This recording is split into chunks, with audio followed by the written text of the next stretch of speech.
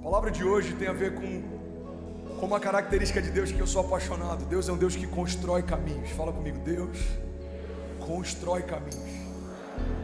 Diga, os que não existem, diga, Ele cria.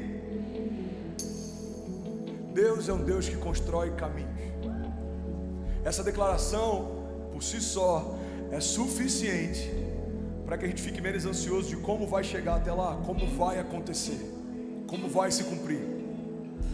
Irmão, a fé não é uma jornada entre o ponto A e o ponto B, de uma forma que a gente vai chegar levitando. Não, entre um topo e o próximo topo existem os vales. Entre um tempo de romper e um próximo romper existem levantes. Entre um tempo de prosperidade e um novo nível de prosperidade existem desafios. Alguém está comigo? Entre um tempo de pastorear nas malhadas e agora pastorear todo um povo existem gigantes e perseguição. A gente vê na história dos heróis da fé que em todo tempo eles foram crescendo em níveis. E esses níveis levaram eles para lugares mais altos. E esses lugares mais altos fizeram com que eles enfrentassem novos níveis de retaliação, porque a cada novo nível de unção, um novo nível também de retaliação, a cada novo nível de visão, um novo nível de perseguição. Quanto maior a visão que você carrega, maior vai ser a resistência que você enfrenta. José tinha sonhos para os seus dias, os seus irmãos tinham resistência com ele. José começou a ter um sonho para uma geração. A Bíblia diz que os seus irmãos passaram a odiá-lo ainda mais. A Bíblia diz que quando José se apresenta, os irmãos falam: vamos matar esse sonhador e vamos ver o que acontece com os sonhos dele. O problema dos irmãos não era necessariamente com a pessoa de José, mas era com o tamanho dos sonhos de José. A gente olha para a história de José e a gente vê que do ponto A ao ponto B algo aconteceu. A jornada mais fácil talvez teria sido Faraó aparecer naquela cidade, olhar para o menino, ver graça nele e falar: você vai morar comigo e você vai me ajudar a administrar as minhas coisas. Mas não é assim que acontece, porque no reino de Deus, Deus sempre dá visões a meninos, mas só cumpre quando se tornam homens.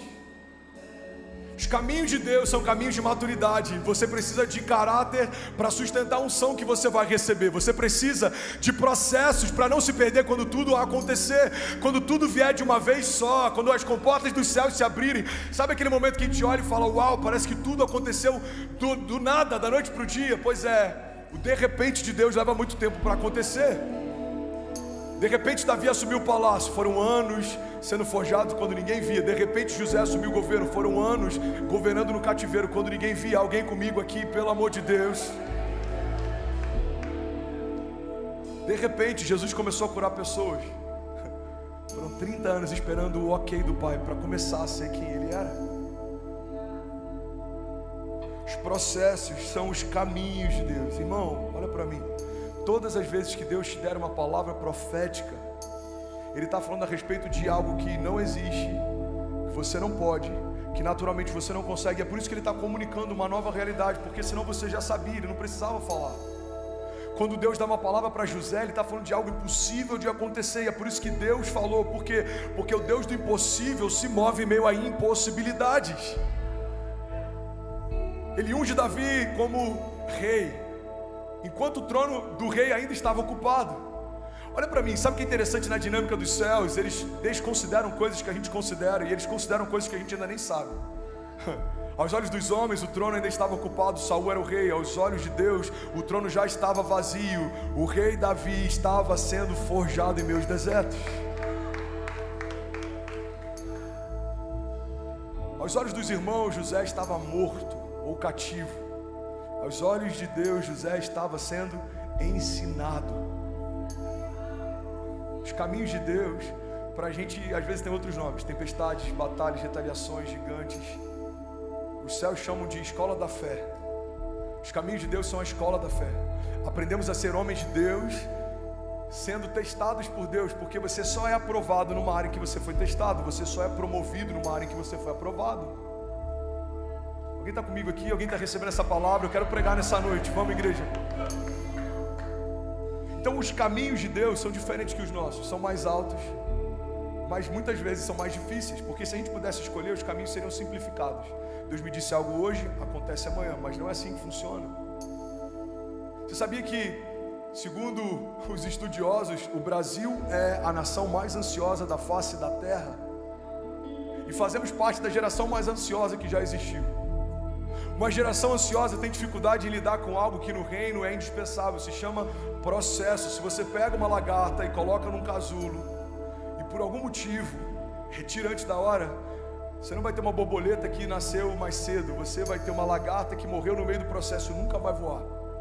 Os processos de Deus não são antecipados muitas vezes, porque os caminhos de Deus são a única coisa que vai fazer com que você viva os planos de Deus. Irmão, declara comigo, diga: os caminhos de Deus me levam aos planos de Deus.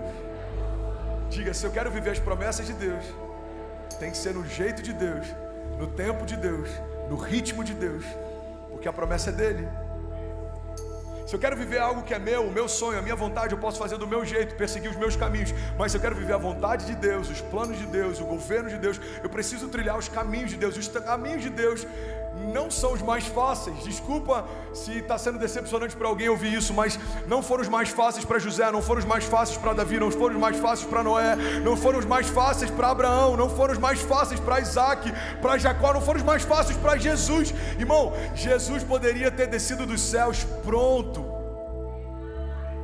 anjos cantando num coral. O relato da Bíblia não seria de uma mulher virgem e simples, numa cidade qualquer, nasceu o Filho de Deus. E o relato poderia ser: num belo dia os céus se abriram e desceu dos céus um homem revestido de glória e autoridade, majestade, e ninguém duvidou que ele era quem dizia ser, porque os sinais miraculosos da sua vinda fizeram que até os religiosos soubessem que aquele era o Filho de Deus. Mas não é assim que aconteceu. Por quê? Porque crer nele, porque é óbvio, qualquer um crê nele porque discerniu quem ele é. Por que os religiosos não discerniram que ele era quem dizia ser? Porque estavam cauterizados. Mas os gentios, não. Perceberam, existe algo diferente nesse homem. Ele fala como ninguém fala, ele faz o que ninguém faz, ele tem o que ninguém tem. Esse homem é como ninguém é. A Bíblia diz: ele veio para os que eram seus, e os seus não o receberam. E porque não o receberam, deu a todos os outros, ou seja, eu e você, o direito de serem feitos filhos de Deus. Se os céus tivessem se aberto, os fogos da Disney estourando, toda aquela pirofagia celestial, imagina os arcanjos, serafins montados em cavalos, todo mundo ia olhar e falar: uau, que mão Jesus. Sabe uma das coisas que ia inviabilizar se Jesus viesse assim? A gente ia ter desculpa de falar para Deus, mas também ele já veio pronto, mas também para ele foi fácil. Os caminhos que Jesus percorreu é para que a gente não tenha em nada a desculpa de dizer que Deus não está facilitando para a gente, porque ele não facilitou nem para o seu filho. Nasceu no ventre virgem, foi apontado por João Batista, que foi gerado no ventre estéril, precisou aprender a andar, falar, caminhar, correr. Se levanta para ensinar, mas a Bíblia diz que, como de costume, ia para o templo. Então, antes de se levantar para ensinar, ele se sentou para aprender. Até que um dia ele abre um livro e fala: esse livro está falando de mim, o Senhor me ungiu. Enfrentou perseguições, calúnia, enfrentou desprezo, indiferença. Quem é esse homem? Ele é o filho de José e Maria. Enfrentou anonimato, perseguições, enfrentou traições. Traição de Judas culminou na sua venda, mas ao longo de toda a história, Judas o traía. A Bíblia diz que ele roubava da sacola. Jesus sabia disso, mas ainda assim manteve ao seu lado alguém que foi escolhido a dedo para estar ali. Você está comigo? Diga amém.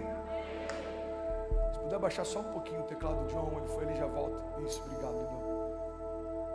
Então olha que interessante. A gente olha para a história de Jesus e não foi fácil para ele. Não vai ser fácil para mim, mas foi glorioso para ele. Pode ser glorioso para mim. Irmão, guarda isso. Eu quero que você medite nisso ao longo dessa semana. Alguém está comigo aqui? Diga amém. Jesus não venceu imediatamente. Ele não veio pronto. Não foi da noite para o dia. Não foi rápido. Não foi fácil. Mas Jesus venceu definitivamente.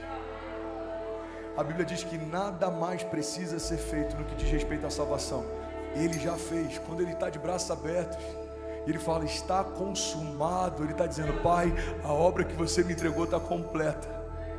Eu entrego o meu espírito e eu vou agora para a morte, mas tudo o que você me pediu eu fiz. Está consumado. Uma geração ansiosa quer vencer imediatamente. A geração que caminha no tempo de Deus quer vencer definitivamente. Você vai viver o que Deus tem para você e ninguém vai roubar de você. não vai ser inconstante, não vai ter sombra de variação, porque aquilo que Deus te dá, ninguém tira, irmão. Ninguém tira. A geração ansiosa tem difícil de entender os caminhos, tem dificuldade de entender os caminhos de Deus. Por quê? Porque os caminhos de Deus muitas vezes tem tantas curvas que a gente não consegue nem chegar ao final da estrada. E por que é assim?